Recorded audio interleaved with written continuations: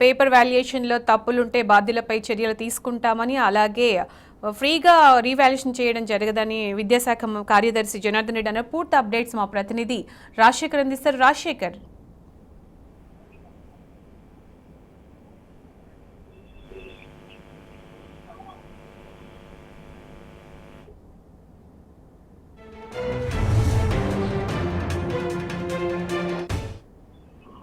Inter ఫలితాల్లో నెలకొన్న గందరగోళంపై విద్యాశాఖ కార్యదర్శి జనార్దన్ రెడ్డి కొద్దిసేపటి కింద స్పందించడం జరిగింది.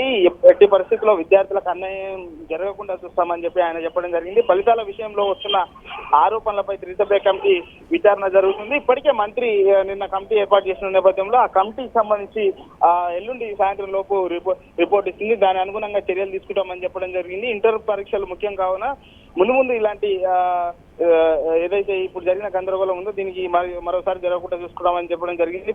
విద్యార్థులు కావచ్చు, తల్లిదండ్రులు కావచ్చు, కొంత మానసికంగా ఉండాలని చెప్పేసి ఆయన చెప్పడం జరిగింది. ఫలితాల ఆరోపణలపై త్రిసభ్య కమిటీ విచారణ ఇచ్చిన వెంటనే ఎవరైతే ఈ టెక్నికల్ ఇష్యూ కావచ్చు, మిగతా ఎగ్జామినర్స్ ఎవరైతే తప్పులు చేశారో వాళ్ళందరి మీద చర్య తీసుకుంటామని చెప్పడం జరిగింది. ఎట్టి పరిస్థితుల్లో ఎవరిని కూడా ఉపేక్షించేది లేదు.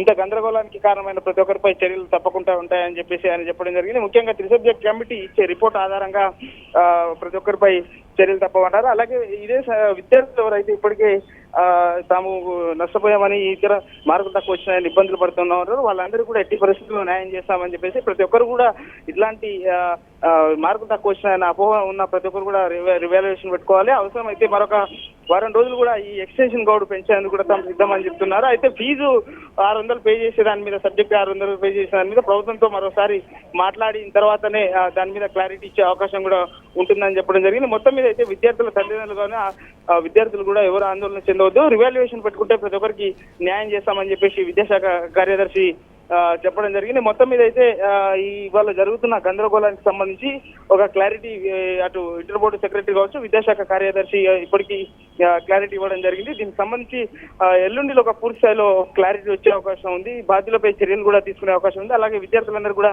న్యాయం కూడా జరుగుతుందని చెప్పేస్తున్నారు. కాబట్టి ప్రతి ఒక్కరు కూడా రివాల్యుయేషన్ రీకౌంటింగ్ చేసుకోవాలని చెప్పేసి చెప్పడం జరిగింది. Right Rajasekhar, thank you.